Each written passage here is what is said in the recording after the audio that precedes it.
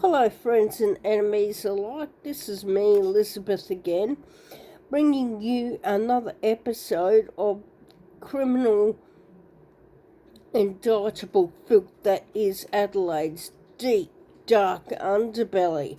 So bear with me while I go down into that rabbit hole sewer S-bend that is Adelaide's normal. Unfortunately for us living here, it is. Sad, but true. Today we are going to focus on a mob of he, she's, it's, I don't even know what you call these people. Chicks with dicks, I don't even know what you'd call them. They're definitely not a part of the trans community. That would imply that the trans community was not legitimate or valid, which they are.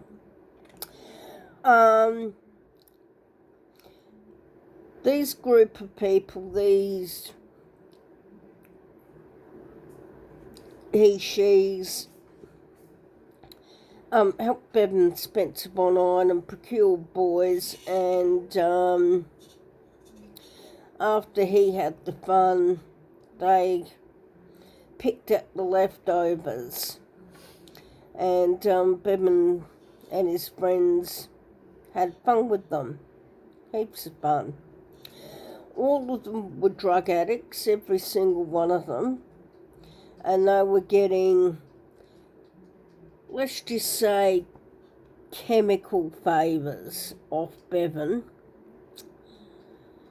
and money in return for his help in procuring boys. Now, sometimes they would go out with Bevan while he was on the prowl, hunting around the beats, whatever. Other times they would stay at home and prepare the house in preparation for Bevan's guest that he was going to bring home. The poor unsuspecting that he was going to drag in. And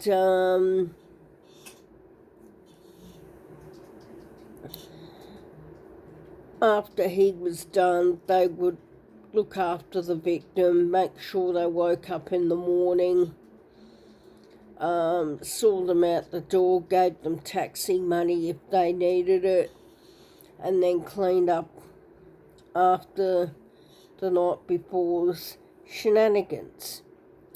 What makes this group different, I think, is the fact that they lived at several addresses all together or next door to each other, and they all drifted in the same circles as Bevan Spencer Von Arnhem.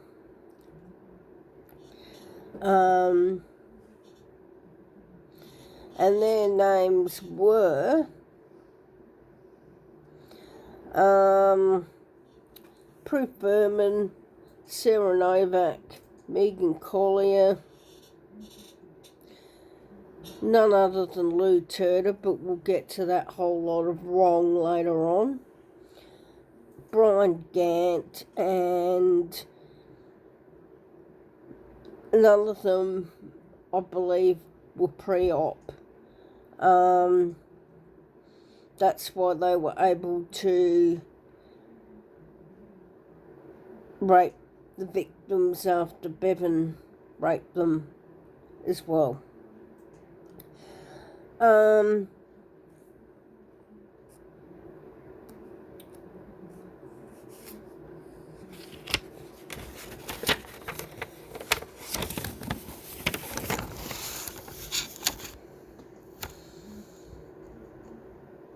None of them really had jobs. I think that Prue was a prostitute. And basically, I don't think Bevan could have done what he did and pull off the stuff that he did without their help. They were an integral part of the outer circle of the family. Soon as Bevan got arrested for the Richard Kelvin murder, which they did not expect at all, first Luke Turner went over to Sydney, went and laid the groundwork, and then the rest came over, and they all lived together in a share house.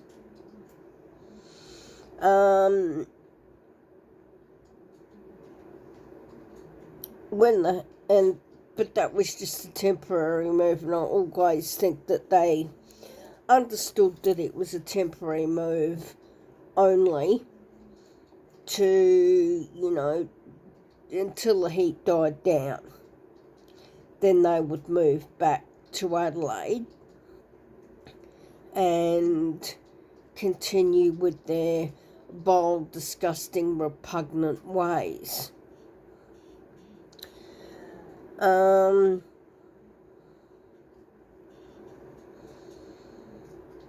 They did move back to Adelaide eventually. Lou stayed under the radar, Brian Gant stayed under the radar, Sarah Novak stayed under the radar,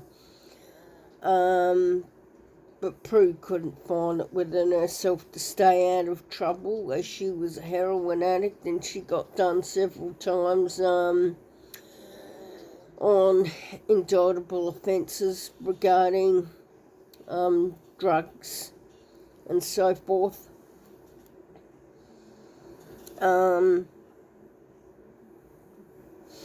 She was also mentioned in the Trevor Peters diary. Apparently, Trevor Peters lived next door to a house that was next door to Prue, who lived next door to Sarah Novak, so the three of them lived next door to each other.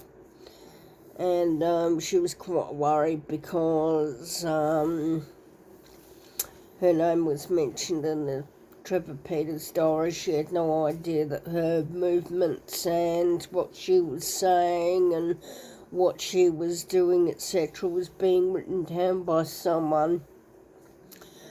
And I think she may have moved to Sydney again and then come back. If someone wants to correct me on that if I'm wrong, please do.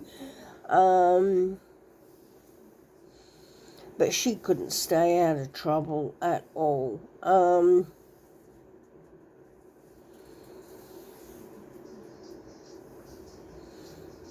Prue eventually died not that long ago, actually, in about 2018. She died from sleep apnea. Sarah Novak died from hepatitis through using needles. Risks of the job, or perks of the job, whatever you see it. And the only one that's really alive and has spoken about it is Lou Turner. Now, Lou Turner is Adelaide born and bred. He's the brother of a Olympic medalist.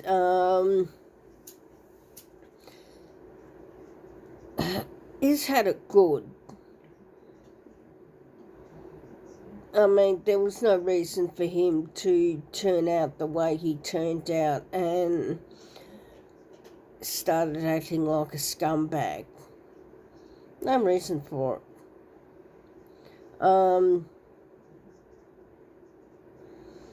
but he did.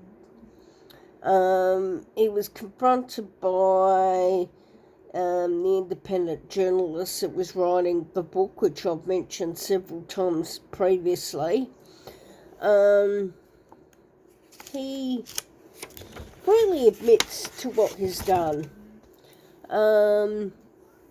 He freely admits to what he's done, but he comes across as a victim of Bevan's as well. And he also doesn't take much responsibility for what he's done at all. And basically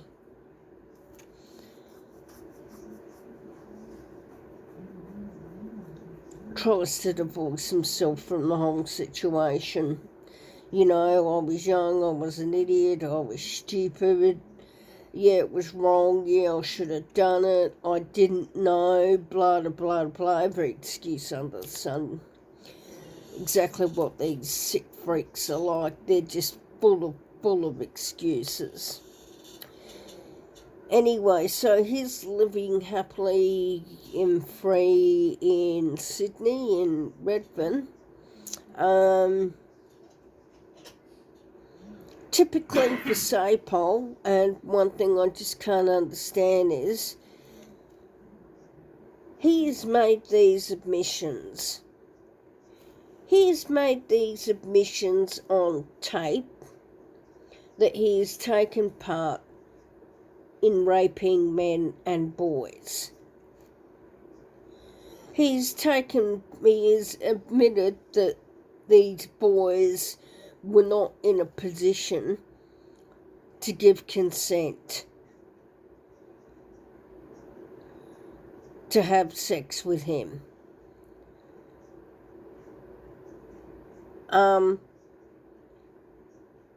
So, to me, that's a no-brainer. That's just rape. That's just flat-out rape. Yet, Sapol has not seen fit to charge him with jack shit. Nada. Nothing. Even though he's made these admissions on tape, it's been on national TV, for some reason or another, they've decided that they don't want to charge him.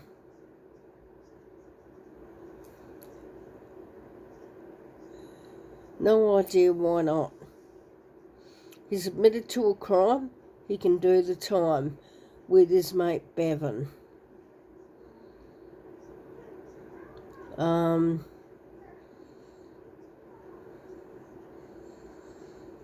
And I think it's absolutely reprehensible that this man is in Sydney amongst the gay community, working within the gay community, and some of them may not even know some of the stuff that this man has done, and may be completely in the dark. Yet, nothing's been done about it in South Australia. Which brings me to my next point. If he's done this in South Australia, and is admitted to what is done in South Australia, what the fuck has he done in New South Wales that we don't know about?